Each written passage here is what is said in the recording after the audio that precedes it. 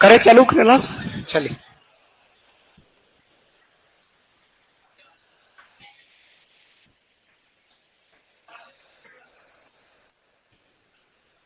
चित्र शैलियों की चर्चा कर रहे हैं और चित्र शैलियों के अंतर्गत हम ढूंढाड़ चित्र शैली की स्कूल की बात कर रहे थे। उसमें अपने जयपुर चित्र शैली की बात करी थी, शायद मैं सही जा रहा हूं। जयपुर चित्र शैली की बात करी थी कि जयपुर चित्र शैली का उद्भव और जो विकास हुआ है वो 1700 से लगाकर 19वीं सदी के मध्य में इस चित्र शैली का उद्भव और विकास हुआ। जो इसका स्वर्णयुग काल कहलाता है वो सवाई प्रताप सिंह का शासनकाल इस चित्रशैली का स्वर्णयुग काल कहलाता है। इस चित्रशैली में लाल, हरे और पीले रंग का विशेष इस्तेमाल चित्रों द्वारा किया गया है।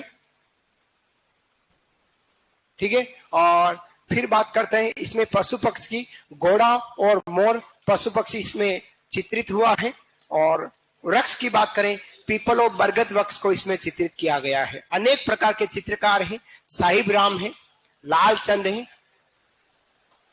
शाह मोहम्मद है या मोहम्मद शाह है, त्रिलोक है, रघुनाथ है, त्रिलोक रघुनाथ नहीं लिखा हो तो लिख लेना, चिमना है, गोपाल दास है और हुक्मा है। ऐसे चित्रकार हमारे इस चित्रशैली में हुए हैं। चिमना, गोपाल दास, रघुनाथ और त्रिलोक और लिख लेना, रघुनाथ और त्रिलोक लिखा नहीं लिखा नहीं तो रघुनाथ और त्रिलोक दो चित्रकार और लिख दीजिएगा जयपुर चित्रशैली। अब हम बात करेंगे जयपुर चित्रशैली में बात करने वाले पुरुष चित्र की आकृति, पुरुष चित्र आकृति, पुरुष चित्र आकृति की बात करते हैं। वेरी इंपॉर्टेंट जयपुर चित्रशैली के पुरुष की वेरी इंपॉर्टेंट पॉइंट है हमारा जयपुर चित्रशैली के पुरुष की। वेरी इंपॉर्टेंट क्यों है? क्योंकि राज्य का एकमात्र चित्रशैली जहां पुरुषों के चेहरे पर चेचक और चोट के निशान है। वेरी इंपॉर्टेंट, एग्जाम में पूछे जैसा प्रश्न। जयपुर राज्य की एकमात्र चित्रशैली है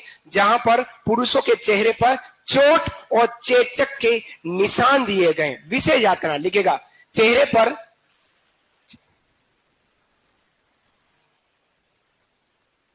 पर चोट एवं चेचक के निशान, ट्रिपल सी जयपुर चित्रशैली के पुरुषों के चित्र पर, ट्रिपल सी, चेहरा सी, चोट सी और चेचक सी और चित्र भी सी, है ना? समझ आया? राज्य की एकमात्र चित्रशैली जहां पुरुषों के चेहरे पर चोट के निशान है और चिकन पॉक्स दिखाए गए और कहीं पुरुषों में इस तरह से नहीं है। समझ में आया? फिर लिखेगा पेच बंदी पगड़ी, कॉमा जामा पहने, कॉमा पटका बांधे, जामा पहने, कॉमा पटका बांधे, कॉमा नोकदार जूतियां पहने इस चित्रशैली में दिखाया गया पुरुष चित्र की आकृति में। देख लीजिएगा।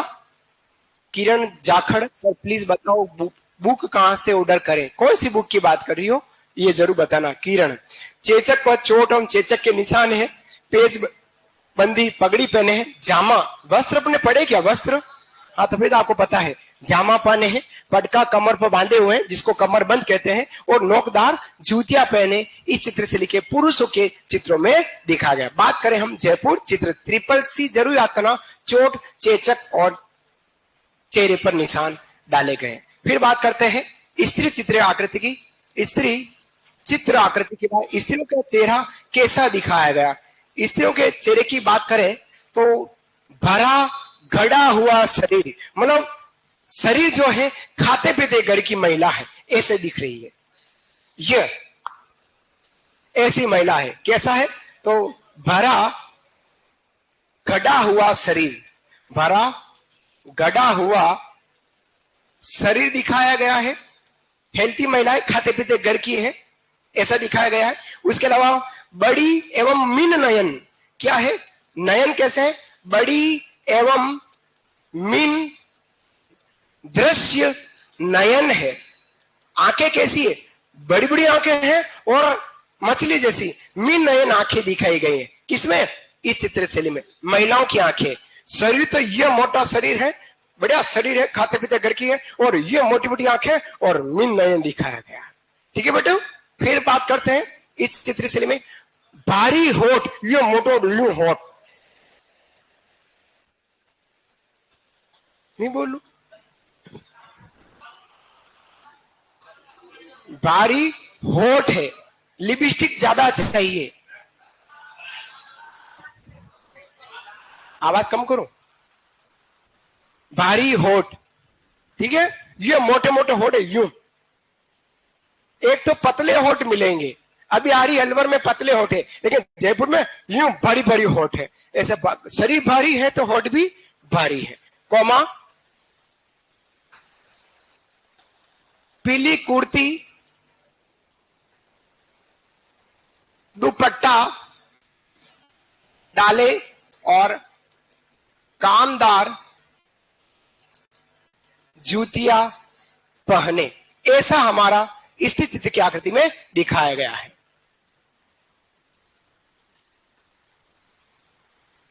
ठीक है, ये हमारा जयपुर चित्रशैली के पुरुषों के चित्रों को दिखाया गया। नोट डाउन कीजिएगा। भरा घड़ा हुआ शरीर है, हेल्थी शरीर है, बड़ी आंखें हैं, नयन जो है आंखें वो मीन के दृश्य के समान आंखें हैं, भारी होठ है, पीली कुर्ती, दुपट्टा डाले हैं और कामदार जूतियां, नीचे जो कसीदा वाली जूतियां महिला ने पहनी है। पुरुषों की जो जूतियां हैं वो नोकदार तीखी जूतियां, और इनकी जूतियां जो है वो कामदार जूतियां। ऐसा हमारा जयपुर चित्रशैली के स्त्री पुरुषों के चित्रों में दिखाया गया। यहां तक लिखा, तो फिर मैं आगे बढ़ता हूं। बढ़ो आगे, चलिए बढ़े।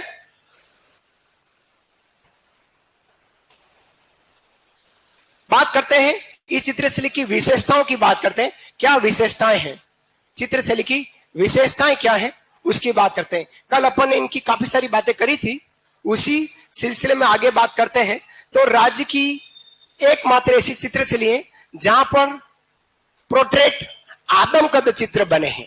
राज्य की एकमात्र चित्रशैली जहां सबसे ज्यादा सर्वाधिक बड़े व्यक्ति चित्र जो बने हैं यही बने हैं, और महाराजा ईश्वरी सिंह का चित्र बना है, और बनाने वाला चित्रकार है साहिब राम।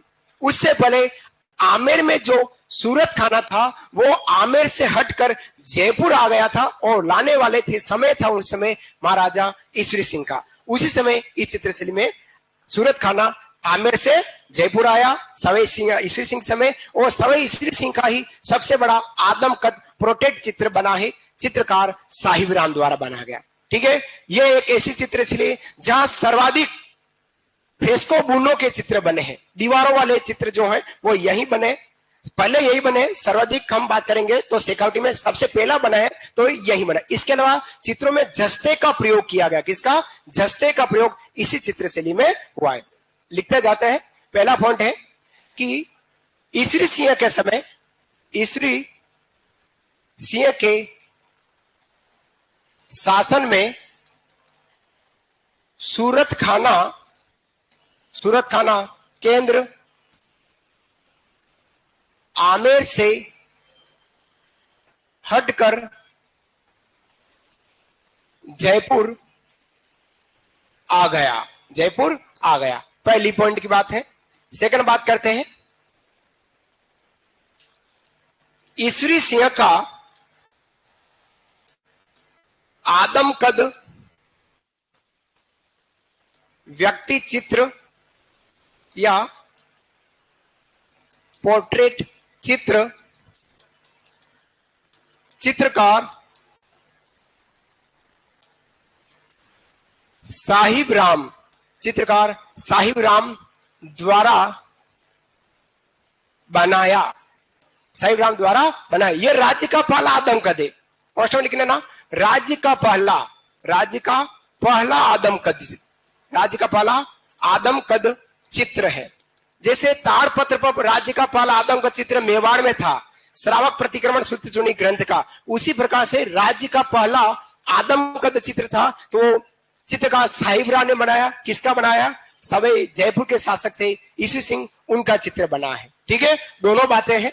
पहले सूरत खाना आमेर से हटकर जयपुर लाया गया, किसके समय? ईश्वर सिंह समय। दोनों बातें ईश्वर सिंह के समय का एक चित्रकार और था, एक तो साहिबराम, एक चित्रकार था लालचंद। कौन था? लालचंद। लालचंद ने जानवरों की लड़ाई, उसमें से विशेष हाथियों की लड़ाई को चित्रित किया है। तो अगला पॉइंट लिखिएगा, चित्रकार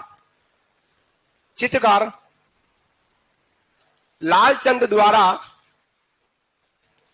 चौगान का मतलब होता है स्टेडियम, जहां खेल का मैदान हो उसको चौगान बोलते हैं ना। तो चौगानों में होने वाली हाथियों की लड़ाई,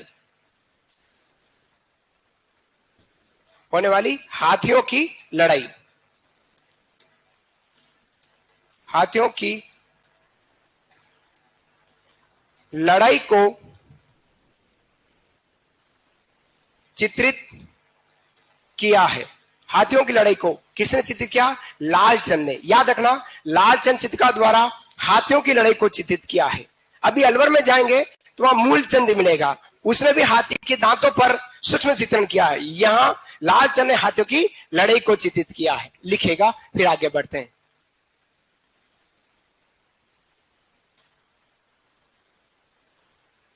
क्लास ठीक है, ये डॉक्टिंग लगने के बाद टपना कम हो गया है ना। मैं तो उधर इंतजार कर रहा था, 10 मिनट तक बाहर खड़ा रहा, फिर खबर नहीं पड़ी। मैंने कहा आवाज नहीं आ रही है, कक्षाएं कहीं। फिर मैनेजमेंट टीम के सर ने कह दिया सर क्लास तो 18 नंबर में है। फिर भागा इधर आया, फिर देखा तो यहाँ भी फ्री थे आप लोग। मैं क्या कहाँ चले गए सारे बच्चे? मेरे तो पूरा जीव कंठ में ही लटक गया कि गए तो गए कहाँ सारे। और यहाँ तो नजर ही नहीं आ रहे कहाँ बैठे हुए सारे साथी। अब नजर आ रहे एक आधा, हाँ एक आधा, दो वहां बैठे हैं, दो इधर बैठे हैं, एक अलग बैठा है, एक अलग बैठा है, दो साथ बैठे हैं। सत्येंद्र गायब हो गया है, धौलपुर नरेश इधर ही है, यादव मैडम दो इधर आगे पीछे बैठी हुई है। ऐसे थोड़े थोड़े नजर आ रहे हैं। आओ परमेश आगे बढ़ो बेटा, चलिए। ये लिखा आप लोगों ने। बात करते हैं माधो सिंह प्रथम के समय की। लिखेगा माधो सिंह प्रथम के समय, लिखेगा नोट डाउन कीजिएगा। माधो सिंह प्रथम के समय, माधो सिंह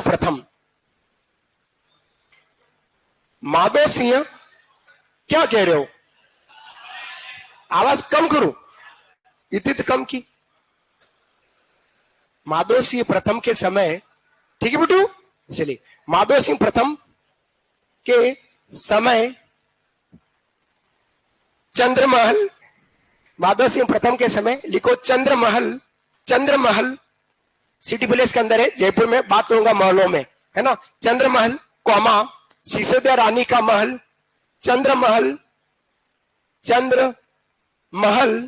कौमा सिसोदिया रानी का महल, सिसोदिया रानी का महल कौमा गलता मंदिर, गलता जी मंदिर कौमा पुंडरिक की हवेली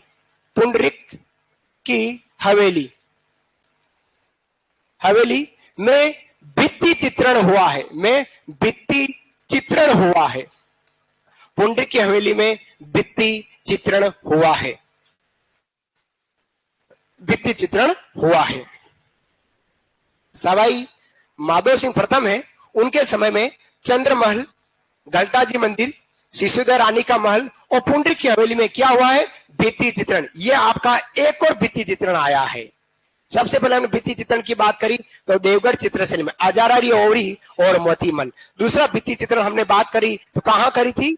बात करी है जोधपुर के चौकेला महल में, है ना। वहां प्रभु श्री राम द्वारा रावण का वध कर दे। तीसरा भित्ति चित्रण देखा है हमने बीकानेर की मथेरना में, जहां पे राजस्थानी पारंपरिक चित्र बनाए गए जो देवी देवताओं के चित्र विशेष रूप से बने। 3 और चौथा आता हमारा जयपुर की। ये 4 स्थान जहां पर भित्ति चित्रण। साथियों एग्जाम में प्रश्न आने जैसा है कि कहां कहां पर भित्ति चित्रण हुए। आओ इधर भित्ति चित्रण, इधर स्थान, संगत असंगत सुमिलित, कुछ तो करें, पूछा जा सकता है। मैं बार बार कह रहा हूं, अब आप घर बैठकर आप चाहे थोड़ी सी खोपड़ी निकालकर आप ऐसे चीजों को बाहर निकालकर ऑनलाइन बना ले, कुछ भी कर सकते हैं। कलाकारी आपको करनी पड़ेगी, खूब समय आप कलाकारी करते रहे, काम आपका होता रहेगा। बात करेंगे प्रताप सिंह जी के समय की, लिखेगा। बात करूंगा सवाई प्रताप सिंह की, लिखेगा। सवाई प्रताप सिंह के समय, सवाई प्रताप सिंह, सवाई प्रताप सिंह, प्रताप सिंह के समय क्या हुआ है? राधा कृष्ण की लीलाएं, राधा कृष्ण की लीलाएं, राधा कृष्ण की लीलाएं, सवाई प्रताप सिंह समय राधा कृष्ण की लीलाएं, नायिका भेद, नायिका भेद कौमा 12 मासा, 12 मासा, राग रागिनी, रागिनी, राग रागिनी ग्रंथ चित्रित हुए, ग्रंथ चित्रित हुए। पहला पॉइंट, सवाई प्रताप सिंह के समय राधा कृष्ण की लीलाओं को चित्रित किया गया है, रागिनी नायिका भेद ग्रंथ को चित्रित किया है, 12 मासा और राग रागिनी जो ग्रंथ है, ये सब भगवान कृष्ण से संबंधित ग्रंथ है। इन ग्रंथों को सवाई प्रताप सिंह के समय चित्रित किया गया। अब उस समय चित्रकार कौन थे? तो हुक्मा, त्रिलोक, रघुनाथ, ये सब हमारे प्रताप सिंह के समय के प्रमुख चित्रकार रहे। इन्होंने इन चित्रों को चित्रित किया। अतः सवाई प्रताप सिंह ने क्या किया कि उनके समय में लगभग 50 चित्रकारों, कलाकारों की नियुक्ति की और उनको वेतन भी देते थे। एक तो इन ग्रंथों के कारण सवाई प्रताप सिंह का शासनकाल स्वर्णकाल माना, और दूसरा प्रताप सिंह ने अपने शासनकाल में लगभग 50 चित्रकारों, कलाकारों की नियुक्ति की चित्र बनाने के लिए, और उनको वेतन भत्ते भी दिया करते थे। अतः सवाई प्रताप सिंह का शासनकाल जयपुर चित्रशिल्प का स्वर्णिम काल कहलाया। समझ में आया? लिखेगा। सवाई प्रताप सिंह ने, अगला पॉइंट बनाकर लिखो, सवाई प्रताप सिंह ने, सवाई प्रताप सिंह ने लगभग 50, सवाई प्रताप सिंह ने लगभग 50 चित्रकारों, जो कलाकार थे, चित्रकारों की नियुक्ति की, जिन्हें वेतन मिलता था, नियुक्ति की जिन्हें वेतन मिलता था, जिन्हें वेतन मिलता था। दोनों ही बातें, 50 चित्रकारों, कलाकारों की नियुक्ति की सवाई प्रताप सिंह ने, और उनको क्या मिलता था?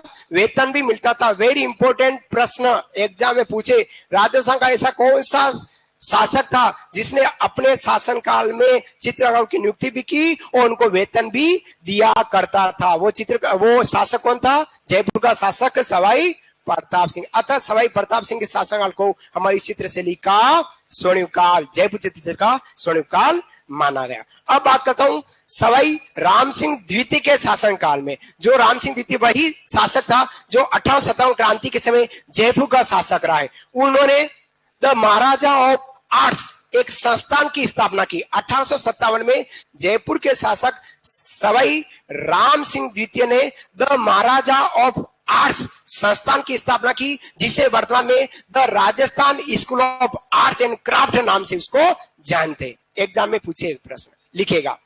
सवाई राम सिंह द्वितीय ने, अगला पॉइंट, सवाई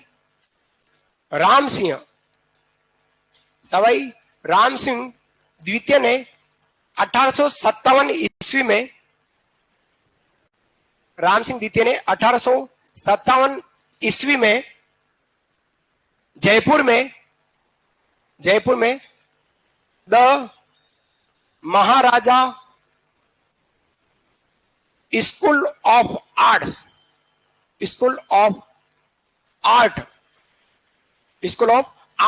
की स्थापना की।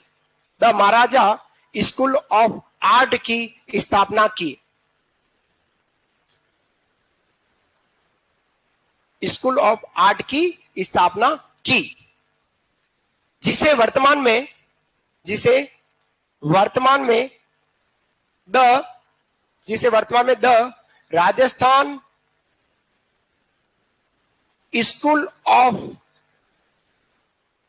जिसे वर्तमान में राजस्थान स्कूल ऑफ आर्ट्स कहा जाता है। जिसे वर्तमान में the Rajasthan school of arts कहा जाता है। साथियों, अगर आप इस संस्थान को देखते हैं तो आपको इस संस्थान में बहुत सारे चित्र मिल जाएंगे, विभिन्न प्रकार की चित्र शैलियों के। यह एक ऐसी स्थान है जहां आपको चित्रों का वर्णन मिलेगा। राजस्थान में ऐसे कुछ संस्थान है, जैसे उदयपुर में है, भीलवाड़ा में है, जोधपुर में है और जयपुर में। 4 जिलों में ऐसे संस्थान है जहां पर चित्रशैली संबंधी चित्र मिलेंगे। जयपुर में है the Rajasthan school of arts and craft creative समूह, क्रिएटिव ग्रुप कहते हैं। उसके अलावा आयाम है, पेक है, कलाव्रत है। उदयपुर में बात करें, टकमन 20 है थे, आज है राजस्थान तुलिका परिषद है, ऐसे स्थान है। उसके अलावा भीलवाड़ा में है अंकन, कौन सा है? अंकन। और जोधपुर में चितेरा और धोरा नाम की संस्थान है, जहां पर आपको चित्रशैली संबंधी अनेक प्रकार के चित्र देखने को मिलते हैं। क्लियर? आगे बात करता हूं, लिखिएगा। इस शैली में, अगला पॉइंट लिखिएगा, इस शैली में, अंतिम पॉइंट है, इस शैली में हिंदू देवी देवताओं को, इस शैली में हिंदू देवी देवताओं को यूरोपियन शैली की कुर्सी, इस शैली में हिंदू देवी देवताओं को यूरोपियन शैली की कुर्सी पर बैठे दिखाया गया है। पर बैठे तथा कर दो, पर बैठे तथा फकीरों को भिक्षा देती स्त्रियां, तथा फकीरों को भिक्षा देती स्त्रियां, फकीरों को भिक्षा देती स्त्रियां शहजादी द्वारा कुरान पढ़ते, शहजादी द्वारा कुरान पढ़ते, शहजादी द्वारा कुरान पढ़ते दिखाया है। ये 3 चीजें आपको देखनी है। हिंदू देवी देवताओं को यूरोपियन शैली की कुर्सी पे बैठे दिखाया है, फकीरों को भिक्षा देती स्त्रियां दिखाई गई हैं और शहजादी द्वारा कुरान पढ़ते इस चित्रशैली में दिखाया गया है। जयपुर चित्रशैली की कुछ पॉइंट, कुछ विशेषताएं यह भी देखने को मिलती है। अंतिम पॉइंट है, इस चित्रशैली में जस्ते का प्रयोग हुआ है। लिखेगा, इस शैली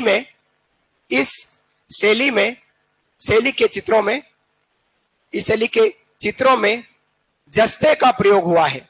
जस्ते का प्रयोग हुआ है। यह थी हमारी जयपुर चित्रशैली। जस्ते का प्रयोग हुआ है। जयपुर चित्रशैली की अनेक प्रकार की विशेषताओं को हमने यहाँ पर देखा है। फिर से आपको समझा देता हूं, जयपुर चित्रशैली में हमने क्या क्या चीज देखी। ईश्वरी सिंह के समय सूरत खाना जो आमेर में था वो जयपुर आया है। ईश्वरी सिंह का ही आदमकद चित्रकार साहिब राम ने बना है, जो राज्य का पहला आदमकद चित्र कहलाता है। चित्रकार लालचंद जो ईश्वरी सिंह के समय के चित्रकार है, इसने हाथियों की लड़ाई को, फाइटिंग को चित्रित किया है चौगानों में। उसके अलावा माधव सिंह प्रथम के समय 4 स्थानों पर भित्ति चित्रण हुआ है। माधव सिंह प्रथम के समय जयपुर में 4 स्थानों पर भित्ति चित्रण हुआ है। एग्जाम में पूछ सकते हैं कौन कौन से स्थान है। एक तो गलता मंदिर, चंद्रमहल है, पुंडित की हवेली और शिशुदा रानी का महल, वहां पे क्या हुआ है? भित्ति चित्रण हुआ है। उसके अलावा सवाई प्रताप सिंह के समय 4 ग्रंथ चित्रित हुए हैं। एक बात करें तो भगवान श्री कृष्ण और राधा जी की लीलाओं को चित्रित किया है। नायिका भेद, 12 मासाओं, राग रागिनी ग्रंथों को चित्रित किया। इसके अलावा सवाई प्रताप सिंह ने अपने ही शासनकाल में लगभग 50 कलाकार चित्रकारों की नियुक्ति की और उन्हें वेतन भी देते थे। अतः प्रताप सिंह का शासनकाल जयपुर चित्रशैली का स्वर्णिम काल कहलाया। ठीक है, फिर बात करते हैं। राम सिंह जी ने 1857 ईस्वी में the Maharaja school of arts की स्थापना की, जिसे वर्तमान में the Rajasthan school of arts के नाम से जाना जाता है। इसके अलावा इस चित्रशैली में और किसके चित्र मिलते हैं? हिंदू देवी देवताएं। जितने भी हिंदू के देवी देवता भगवान है, उनको अंग्रेजों की शैली की जो कुर्सी है, उस कुर्सी पर बैठे दिखाया गया है। इसके अलावा फकीरों को भिक्षा देती स्त्रियां दिखाई गई है और शहजादी द्वारा कुरान पढ़ते दिखाया और चित्रों में रंगों के अलावा जस्ते का प्रयोग भी किया गया। ये हमारी जयपुर चित्रशैली कहलाई। क्लियर? बात करेंगे इसी के आगे की। आमेर की बात कर ली, जयपुर की बात कर ली, अब बात करने वाले अलवर चित्रशैली की। हेडिंग डालेगा अलवर चित्रशैली। अलवर चित्रशैली की बात कर रहा हूं। कुछ कह रहे हो? हाँ,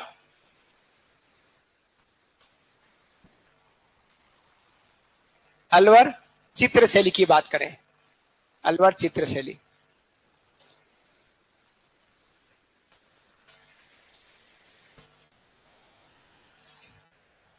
अलवर चित्रशैली की बात करते हैं। अलवर चित्रशैली में दो बातें बहुत इंपॉर्टेंट है, दो बातें। सबसे पहले दो बातों में एक बात है, वो है इस चित्रशैली में सबसे ज्यादा वेश्याओं के चित्र बने हैं, काम शास्त्र के चित्र बने। वेरी इंपॉर्टेंट, एग्जाम में पूछेगा राजस्थान की ऐसी कौन सी चित्रशैली जहां सबसे ज्यादा गणिकाओं वेश्याओं के चित्र बने हैं, काम शास्त्र के चित्र बने हैं। तो अलवर के महाराजा शिवदान सिंह के समय सबसे ज्यादा वेश्याओं के चित्र आपको अलवर चित्रशैली में मिलते हैं। दूसरा, इस चित्रशैली पर सबसे ज्यादा अंग्रेजी शैली का प्रभाव पड़ा। सबसे ज्यादा अंग्रेजी शैली का प्रभाव किस चित्रशैली में पड़ा? अलवर चित्र, क्योंकि दिल्ली और अलवर बिल्कुल निकट रही है। दो बातें आपको विशेष याद रहेंगी। स्त्री पुरुष के चित्रों की आकृति की बात करें, पुरुष का जो चेहरा है गोल दिखाया है, गोल आंखें दिखाई, पतले होठ दिखाए जो भी पान से रचे हुए, ऐसे होठ है, ऐसे होठ है, पतले पतले से होठ है, वो भी पान से रचे हुए हैं और मुगलिया वेशभूषा पहने हैं। महिला चित्र की बात करें तो महिलाओं की आंखें भी गोल आंखें हैं, पतले होठ है, यूं पान से रचे हुए हैं। उसके अलावा उनको राजस्थानी ओढ़निया घाघरा इस तरह से वेशभूषा पहने दिखा है। खास बात तो गोल आंखें और पतले होठ। जैसे जयपुर में क्या था, भारी होठ, अलवर में मिल रहे हैं पतले होठ, और वो भी किससे? पान से रचे हुए, इस तरह से दिखाया गया। उसके अलावा आभूषण पहने महिलाओं को विशेष छोटा मोटा आभूषण, जैसे नाक में नथ, कान में बालिया और पांव में पायजब, इस तरह से दिखाया गया। इस चित्रशैली की एक और विशेषता है, शेख सादी एक व्यक्ति है जिसने एक ग्रंथ लिखा गुलिस्तान की पांडुलिपि। वेरी इंपॉर्टेंट, छलकता प्रश्न, गुलिस्तान की पांडुलिपि किसने लिखा है? शेख सादी ने कहा। अलवर के महाराजा विनय सिंह थे, उस समय इस ग्रंथ को सुलिखित कराया और चित्रित कराया है। किसके द्वारा करा वो बता रहा हूं, उससे पहले जवाहरातों की शाही से चित्रित कराया, मतलब सोने जैसे सुनहरे रंग से चित्रित करा गया है। वह चित्रशैली हमारी अलवर चित्रशैली, जवाहरातों की शाही। प्रश्न आ सकता है, राजस्थान की ऐसी कौन सी चित्रशैली है जहां चित्रकारों ने जवाहरातों की शाही, सुनहरे रंग, सोने जैसे रंग का प्रयोग किया है? तो वो हमारी अलवर चित्रशैली की विशेषता कहलाती। ठीक है, जहां पर वेश्याओं के चित्र मिलेंगे, योगासन के चित्र मिल जाएंगे, वेश्या काम शास्त्र के चित्र सबसे ज्यादा अलवर चित्र, जहां सबसे ज्यादा अंग्रेजी शैली का प्रभाव इस चित्रशैली पर पड़ा है। ये हमारी अलवर चित्रशैली की विशेषता कहलाती। लिखिएगा। सबसे पहले बात करते हैं स्वर्ण युग की बात करते हैं। स्वर्ण युग, इस चित्रशैली का स्वर्ण युग किसको कहा गया है? अरे किरण जाखड़, आप बुक के लेकिन किताब में मार्केट में मिल जाएगी। जितनी भी आपको एक्सरसाइज करने की किताब में मार्केट में मिलेगी, और कहां मिलेगी? मार्केट में बुक स्टोर पे मिलेगी। आप जाएं, आपको दुनिया भर की किताब मिलेगी। जहां आपका मन अच्छा करे, दिल अच्छा करे, वो किताब लाके पढ़ लीजिएगा, है ना। कोई विशेष किताब की बात नहीं करो, जो आपको अच्छी लगे वो किताब लाए, लेकिन कोशिश करें पुराने पेपर लाने का प्रयास जरूर करें। पुराने पेपर को जरूर पढ़े, कभी कभी रिपीट आ जाता है पुराने पेपर। आवाज ज्यादा आ रही है, और कम करूं क्या? तो अब तो ये लो, अब आ रही, अब आई, अब इतना तो कम किया है, ठीक है। हाँ तो आप वॉइस तो बेस था, आपको कम करना था, आपको करना, बेबी को बेस पसंद है। चलो, तो आपने कम कर दिया, मैंने कर, हाँ राजा, हाँ धीरे बोलो, हाँ हाँ चलिए, हाँ हाँ हाँ हाँ हाँ। चलिए, अलवर चित्रशैली की बात कर रहे हैं और स्वर्णिम काल की बात करते हैं। अपने आप शरीर के अंदर मेरी गलती नहीं है, आदत सी हो गई है स्पीड से बोलने की और तेज बोलने की। दादाजी भी मेरे को डांट के गए हैं, इस दुनिया से निकल गए हैं, खूब डांटा है। एक दिन मेरी क्लास में भी आकर बैठे हैं, उन्होंने कहा कि तू अच्छा पढ़ाता, बहुत अच्छा है, बस स्पीड ज्यादा है। तो वो स्पीड मेरी कम नहीं हो पा रही, एक कोई ऐसा मशीन लगानी पड़े जो वो मेरी स्पीड को कंट्रोल कर ले। हाँ, क्या कह रहा है?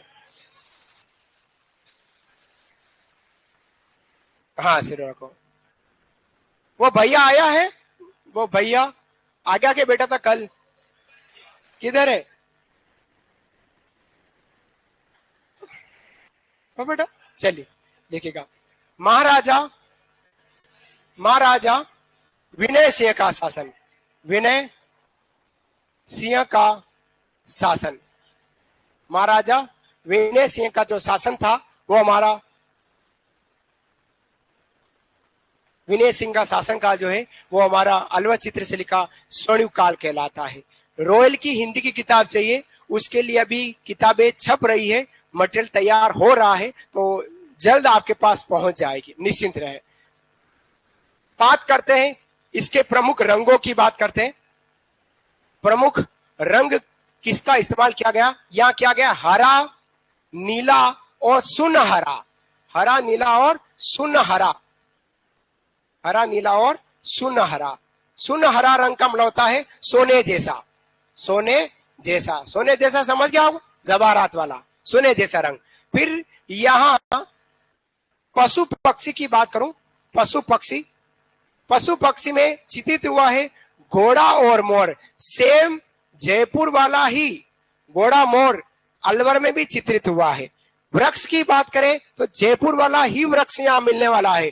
प्रमुख वृक्ष की बात करें तो प्रमुख वृक्ष में बात करते हैं तो पीपल और बरगद, पीपल और बरगद वृक्ष को इस चित्रशैली में चित्रित किया गया है, पीपल और बरगद को। फिर बात करते हैं इस चित्रशैली के चित्रकार की बात करें, चित्रकार बलदेव, बलदेव है, गुलाम अली है,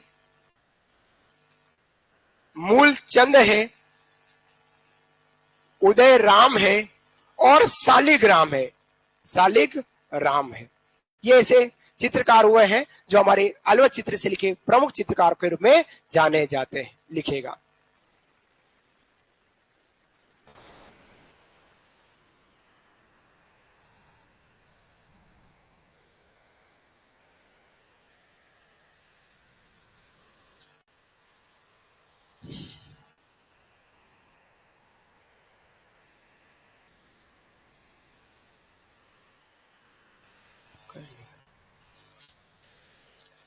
मेरे इधर पंखा ही नहीं है, क्या करें। ओ पानी की बोतल है क्या?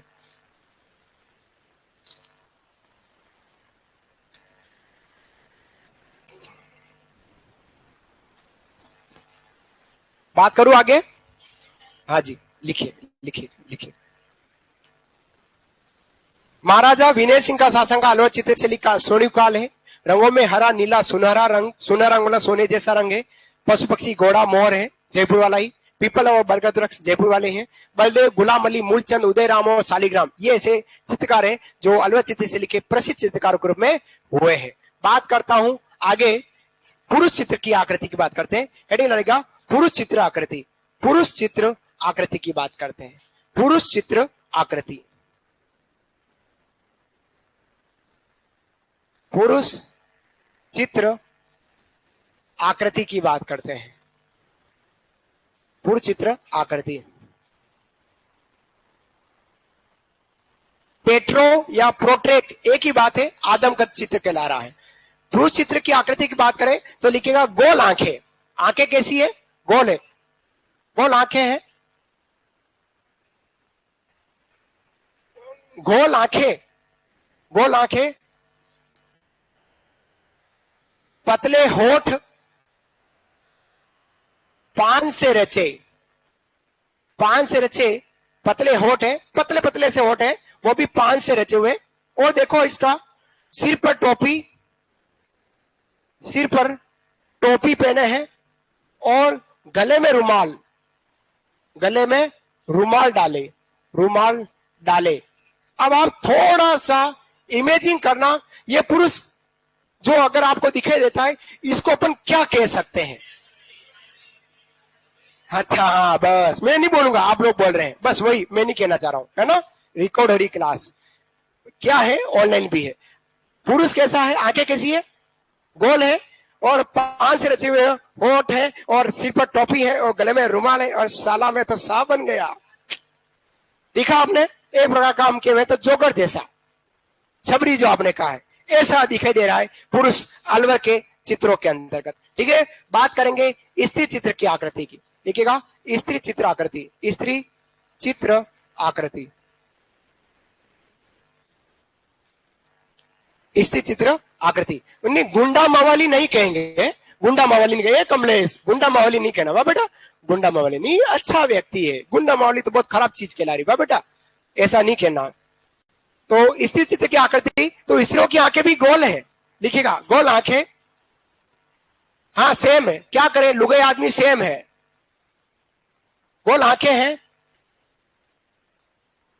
पतले होठ पान से रचे, कौमा नाक में नथ, नाक में नथ है, कान में बाली,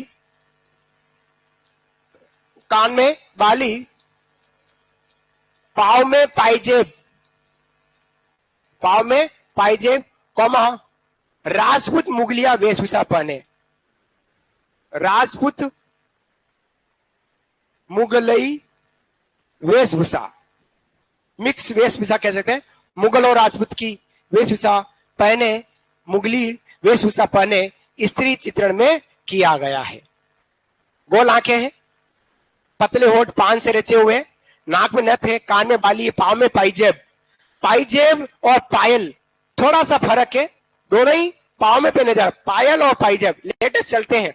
पायल और पायजेब फर्क क्या है, पायल पतली होती है और उसके घुंघरू खाली होते हैं, और पायजेब चौड़ी होती है और उसके घुंघरू भरे होते हैं, आवाज कम करते हैं।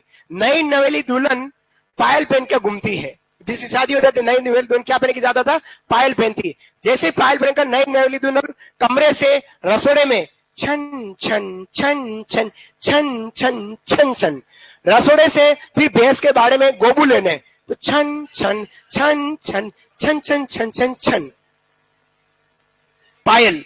लेकिन पायजेब जो है वो इतनी छन छन नहीं करती। पायलिया तेरी छनक गई, तेरी नजर मुझसे मिली तो शर्मा के डर गई, हाय हाय, वो वैसी पायल की बात है। तो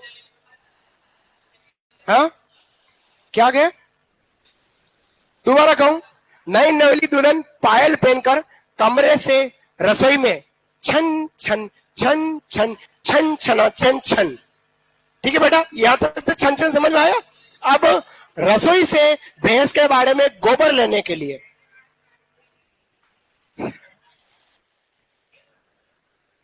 क्यों गोबर लेने नहीं जाएगी, वो सिटी की लड़कियां ओहो छी गोबू कर दिया, वो तो सिटी की लड़कियां कहती, गांव की लड़कियां नहीं कहती ओहो, नहीं आज हमारे उदयपुर की लड़कियां ऐसी ओहो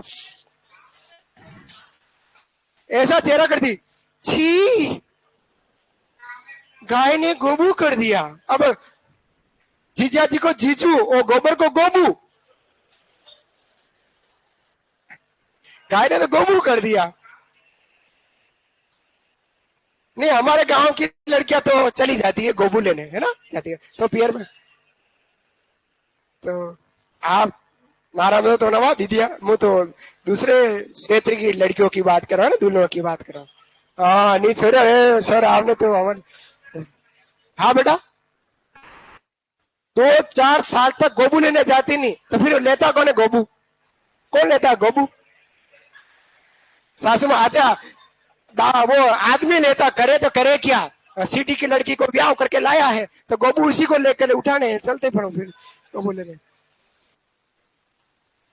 लिखिएगा विशेषताएं, विशेषताएं लिखिएगा, विशेषताएं, विशेषताओं की बात करते हैं। हाँ जी, विशेषताओं की दोनों की बात करें।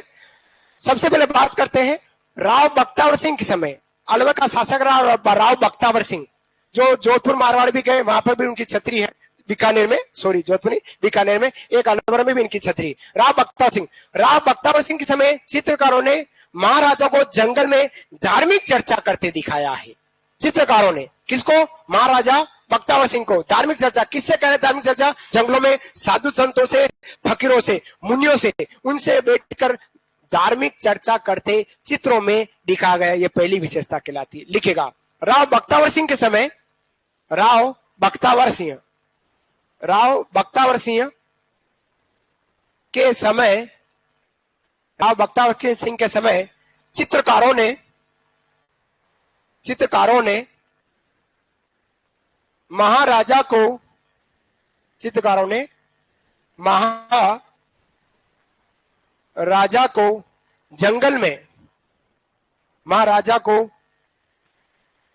जंगल में धार्मिक चर्चा, जंगल में धार्मिक चर्चा, जंगल में धार्मिक चर्चा संतों फकीरों से करते दिखाया गया। चित्रों में इस प्रकार का चित्र बना है कि राजा जंगल में धार्मिक चर्चा कर रहे हैं संत फकीरों से, ऐसा बताया गया है।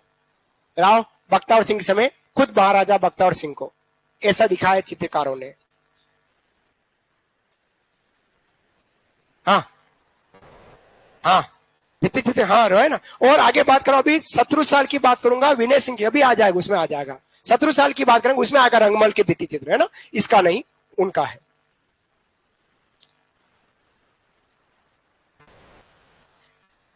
लिखा, पता नहीं आप लोग क्या सोचते हैं, मैं आपका चेहरा देखता रहता हूँ, आप मेरे को देखते रहते हैं। मैं किसी को एक ढंग से, किसी एक विद्यार्थी को नहीं देख पाता हूँ, कोई इतने विद्यार्थी, खबर ही पड़ती कौन सा विद्यार्थी क्या भाव से देख रहा है, क्या देख रहा है। लेकिन मैं ये देखता हूँ कि आप मेरे को समझ पा रहे जो मैं लिख रहा हूँ और जो आपको समझा पा रहा हूँ। शायद आप मेरी बात को समझ पा रहे हैं, है ना, क्योंकि असंख्य संख्याओं में बैठे हुए हैं और मेरी ये छोटी छोटी सी खड्डे अंदर चली गई है मेरी आंखें, थोड़ा सा पढ़ाई ज्यादा ही की है और ज्यादा ही टेंशन लेने के से आंखें थोड़ी सी अंदर गई है मेरी, देख रहे होंगे आप लोग। तो मैं आप लोगों को इतना ढंग से नहीं देख पा रहा हूँ, पीछे तक विद्यार्थी है, आगे आगे जो बच्चे बैठे उनको ढंग से देख पा रहा हूँ। लाइट इधर ही है और पीछे तक बॉक्स में लाइट नहीं है, अंधेरा है ना, अंधेरा कायम रहे, पावर। चलिए आगे बात करता हूं, अगले चित्र की बात करते हैं। लिखेगा राजा विनय सिंह के समय, लिखेगा राजा विनय सिंह के समय, राजा विनय सिंह के समय, विनय सिंह के समय चित्रकार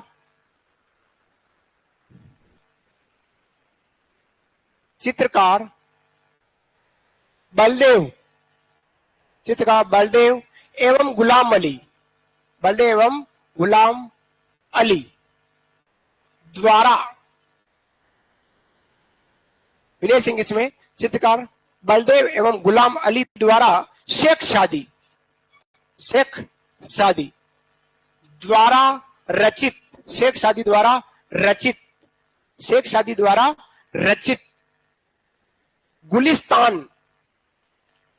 गुलिस्तान या गुलिस्तान की पांडुलिपि, बात एक ही है। गुलिस्तान ग्रंथ को सुलेखित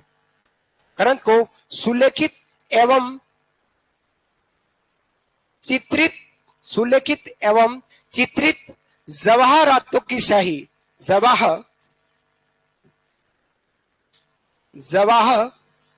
जवाहरातों, फिर से बोल रहा हूं, जवाहरातों, फिर से देखना, वापस बोल रहा हूं, सुनना है। राजा विनय सिंह के समय चित्रकार बलदेव एवं गुलाम अली द्वारा शेख सादी द्वारा रचित गुलिस्तान ग्रंथ को सुलेखित, लिखा भी है और चित्रित भी किया है, दोनों ही है ना। गुलिस्तान ग्रंथ को सुलेखित एवं चित्रित जवाहरातों की शाही, क्वेश्चन लिखो सुनहरा रंग से किया है, जवाहरातों की शाही से किया है। सुलेखित भी किया और चित्रित भी किया, किसने किया? बलदेव और गुलाम ने। किस ग्रंथ को किया? गुलिस्तान को। गुलिस्तान ग्रंथ किसका है? शेख सादी द्वारा। किस शाही से किया? जवाहरातों की शाही, मतलब सुनहरे रंग से। किस राजा के समय किया? विनय सिंह के समय। बहुत सारे प्रश्न एक लाइन में बन रहे हैं आपके सामने, छोटी छोटी बातें एग्जाम पॉइंट में पूछी जा सकती है। फिर लिखिएगा चित्रकार मूलचंद द्वारा चित्रकार मूलचंद। देखो जयपुर में था लालचंद, है ना, वो अलवर में है मूलचंद। जयपुर के लालचंद ने हाथियों की लड़ाई को चित्रित किया। मैं तुलना बता रहा हूं, सुनना, इधर देखो सब जने। जयपुर में जो चित्रकार था लालचंद, उसने हाथियों की लड़ाई को चित्रित किया। वो अलवर का चित्रकार है मूलचंद, इसने हाथियों की दांत के फलक पर सूक्ष्म चित्रांकन किया है। ये दोनों हाथी हैं, एक में हाथियों की लड़ाई, एक में हाथी के दो दांत है, उनके फलकों पर छोटा छोटे से चित्रण किया। ऐसा प्रवीण था ये हमारा चित्रकार मूलचंद। ठीक है, लिखिएगा, चित्रकार मूलचंद द्वारा हाथियों के दांत के फलकों पर, दांत के फलकों पर, फलक ही कहते हैं दांत के जो लंबे फलक है, फलकों पर सूक्ष्म चित्रांकन किया गया, सूक्ष्म चित्रांकन किया गया। यहां पर योगासन, ये योगासन शब्द थोड़ा इंपॉर्टेंट पूछने जैसा। यहां पर योगासन कॉमा काम शास्त्र, यहां पर योगासन कॉमा काम शास्त्र कॉमा एक नायिका को, यहां पर योगासन कॉमा काम शास्त्र कॉमा एक नायिका को नफीरी किसको कहते हैं, किस वाद्य को नफीरी बोलते हैं? शहनाई। किसको बोलते हैं नफीरी? शहनाई कर ले, शहनाई। एक नायिका को नफीरी वादन करते दिखाया है, नफीरी वादन करते दिखाया है। फिर से समझा रहा हूं, यहां के जो चित्रों में आपको क्या मिलेगा? योगासन के चित्र मिलेंगे। ये योगासन शब्द एग्जाम में कहीं पूछे। उसके अलावा काम शास्त्र के चित्र आपको यहां मिलेंगे। फिर यहां मिलेगा एक नायिका को नफीरी वादन करते भी इस चित्रशैली में दिखाया गया है। इसके अलावा हाथी दांत के फलकों पर सूक्ष्म चित्रण दिखाया। उसके अलावा गुलिस्ता को सुलेखित और सही से लिखा गया है। इसके अलावा महाराजा को जंगलों में धार्मिक चर्चा करते इस अलवर चित्रशैली में दिखाया गया है। महिला चित्र की बात करूं, स्त्री चित्र की, पुरुष चित्र की बात करें, दोनों की आंखें गोल बताइए, पान से रचे हुए पतले होठ को दिखाया गया है। अलवर चित्रशैली की बात करें, अंतिम बात कर रहा हूं महाराजा शिवदान के समय की काम शास्त्र, महिलाओं के जो वेश्याओं के चित्र की, उसकी बात करता हूं। और अंग्रेजी शैली का प्रभाव सबसे ज्यादा इस चित्रशैली पड़ा, उन दोनों बात को अपन यहाँ लिख रहे हैं। ये दोनों नोट डाउन किया आपने, लिखिएगा।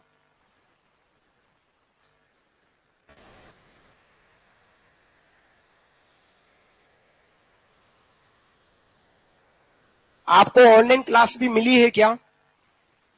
आपको मिली है ऑनलाइन क्लासेस? दे रखी है? अलग से है आपके पास? फिर ठीक है, फिर तो बहुत अच्छी बात है। आपको ऑनलाइन, ऑफलाइन के साथ ऑनलाइन क्लास है आपको? हाँ, नहीं तो कुछ यूं कर रहे हैं तो पूछ रहा हूँ है, फिर तो फिर ठीक है ना। हाँ, सेम टू सेम है। हाँ, यही तो सेम टू सेम रिकॉर्ड हो रहा है, यही सेम टू सेम आएगा। तो आप तो बहुत अच्छा हो गया ना। आप इसके अलावा ऑनलाइन क्लास को वापस रिकॉर्ड क्लास करके देख सकते हैं, डबल आपको मिल रहा है। एक ऑनलाइन विद्यार्थी को केवल ऑनलाइन क्लास ही मिल रही है, आपको तो लिख भी रहे और रिकॉर्ड क्लास भी मिल रही है। फायदा ही है, क्योंकि पैसा आपने ज्यादा दिया है, पैसा आपने ज्यादा दिया है, फीस। हाँ, वो तो शुभ का आंकड़ा है।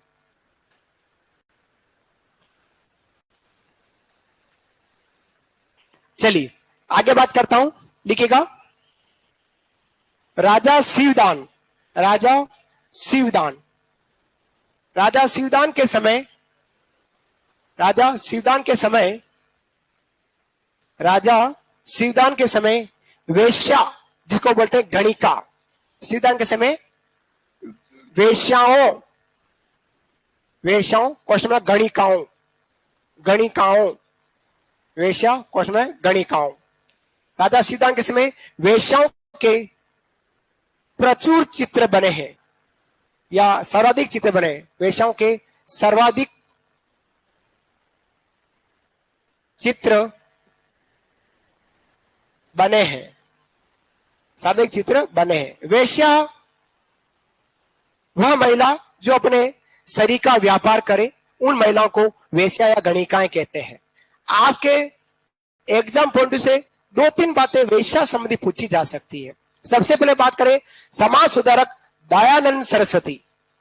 जब समाज सुधारक दयानंद सरस्वती जोधपुर रियासत पहुंचे और वहां उस समय शासक थे जसवंत सिंह सेकंड के समय पहुंचे, और जसवंत सेकंड की एक प्रेमिका थी जिसका नाम था नन्ही जान भक्तण। भक्तण इनकी जाति कहलाती है, नन्ही जान। दयानंद सरस्वती ने वेश्यागमन कितना अच्छा है कितना अच्छा नहीं उस पर प्रवचन दिए। वेश्या बहुत गुस्सा हुई और वेश्या ने समझा कि मेरे जस्सू को पिघला दिया, जसवंत सिंह जी को। जस्सू एक शॉर्टकट में कह दिया ना, जसवंत सिंह को पिघला दिया।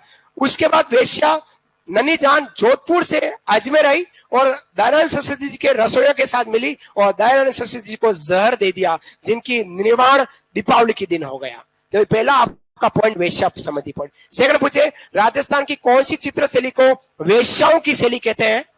अलवर, क्योंकि यहीं पर प्रचुर मात्रा में चित्र बने। तीसरा और इंपॉर्टेंट, राजस्थान में वेश्याओं का मंदिर कौन सा है?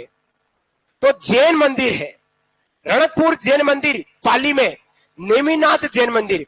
उस नेमिनाथ जैन मंदिर को वेश्याओं का मंदिर या पात्रियारो देवरो कहते हैं। क्यों कहते हैं? कि नेमिनाथ जैन मंदिर के बाहर जो गुम्बद है, उस गुम्बद पर महिला पुरुष को नग्न अवस्था में दिखाया गया और कहा गया है कि काम पुरुषार्थ को छोड़ेंगे तभी उस व्यक्ति को मोक्ष मिलेगा। ये एक संदेश दिया गया। तो ये तीन बातें वेश्या संबंधी जरूर याद कीजिएगा। ठीक है, बात करता हूं आगे अंतिम। इस शैली पर अंग्रेजी शैली का प्रभाव सर्वाधिक पड़ा। अंग्रेजी शैली का प्रभाव सर्वाधिक पड़ा। ये थी साथियों हमारी